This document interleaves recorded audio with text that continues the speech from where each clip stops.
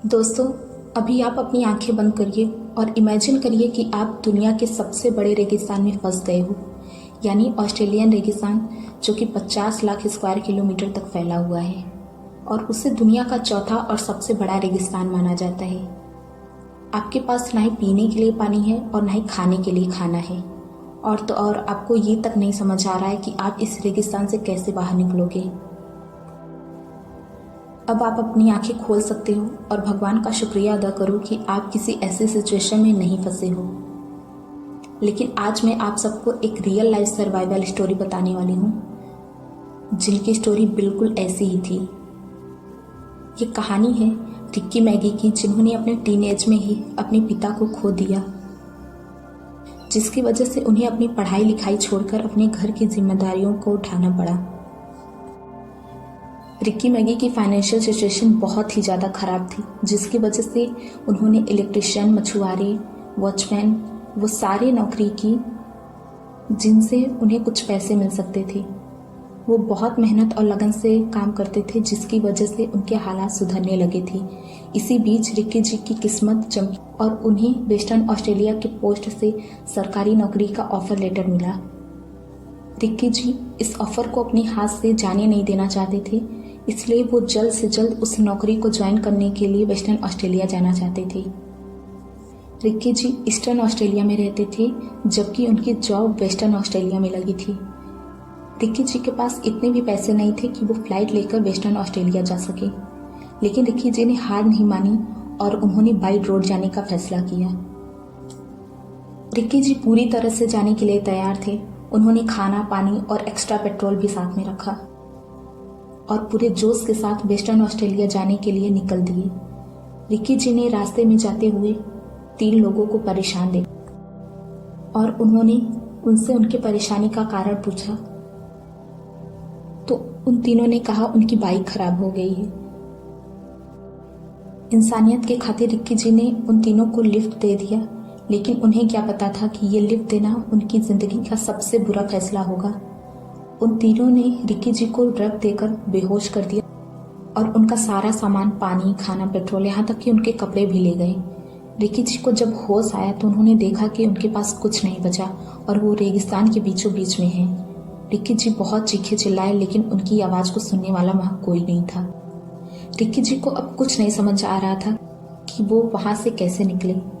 उनके पास अब 2 ही रास्ते थे, या तो वो किसी एक डायरेक्शन में चलते जाएं और जीने की कोशिश करें, या वहीं रुककर अपनी मौत का इंतजार करें। लेकिन रिक्की जी ने पहले ऑप्शन को चूज किया और वो एक ही डायरेक्शन में चलते गए।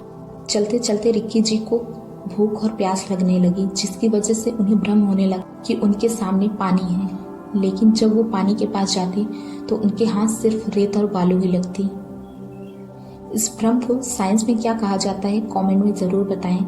देखते हैं कितने लोग साइंस को अच्छे से पढ़ते हैं। थोड़ी देर चलने के बाद उन्हें सीजनेबल नदी दिखी। उन्हें तो जैसे अपनी आंखों पर भरोसा ही नहीं हो रहा था। उनकी खुशी का तो मानो ठिकाना ही नहीं था, लेकिन उनकी खुशी कुछ ही पल की थी, क्योंकि उस नदी का पानी पीने लायक नहीं था।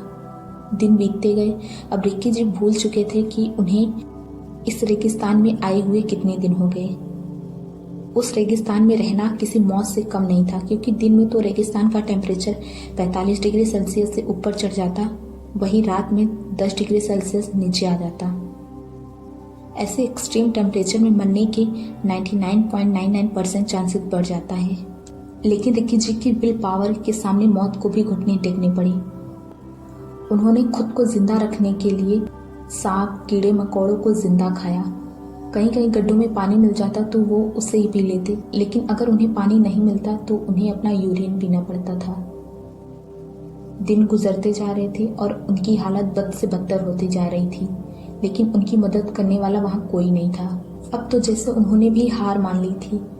उन्हें अब ऐसा लग रहा था कि वो अब कभी उस रेगिस्तान से जिंदा नहीं निकल पाएंगे। लेकिन उनके अंदर से एक आवाज़ आती कि रिक्की, तो कहीं ना कहीं इस रेगिस्तान से बाहर निकल सकता है। उन्होंने अपनी अंदर की आवाज़ सुनी और दोबारा से उस रेगिस्तान से निकलने की कोशिश करने लगे। चलते चलते वो बिरंदू कैटल स्टेशन तक आ गए। उस स्टेशन के मैनेजर मार्क क्लिफर्ड ने देखा तो उन्होंने तुरंत उनकी मदद की। रिक्की जी ने जब उनसे आज की तारीख पूछी तो उन्हें बहुत बड़ा झटका लगा, क्योंकि उन्होंने अकेले उस रेगिस्तान में 2 महीने और 12 दिन यानी 72 दिन अकेले बिताए थे। उनकी बॉडी एकदम कंकाल की तरह हो गई थी। खुद की रिकवरी के बाद रिक्की जी ने अपने लाइफ पर एक किताब लिखी जिसका नाम लेफ्ट फॉर डेड है, और ये स्टोरी भी इसी बुक से ली गई है। दोस्तों, इस कहानी से हमें बहुत कुछ सीखने को मिलता है। रिक्की जी के पास रोड ट्रिप पर जाने से पहले सब कुछ था, लेकिन अचानक कुछ ऐसा हुआ कि उनके पास कुछ भी नहीं बचा। फिर भी उन्होंने हिम्मत नहीं हारी और खुद को उस प्रॉब्लम से बाहर निकाल कर ही दम लिया। अगर आपके लाइफ में भी कभी ऐसा कुछ हो, कुछ बुरा हो और लगे कि सब खत्म हो गया है, तो इस स्टोरी को एक बार ज़रूर याद करना। तब आपको पता चलेगा कि आपकी सिचुएशन रिक्की जी की सिचुएशन से कितनी बेटर है। अगर आपको ये वीडियो पसंद आया तो हमारे चैनल को लाइक और सब्सक्राइब करें। हमारे चैनल पर आपको इसी तरह मोटिवेशनल वीडियोस मिलते रहेंगी। मैं मिलूंगी अगले वीडियो में। Till then keep safe and keep doing your best.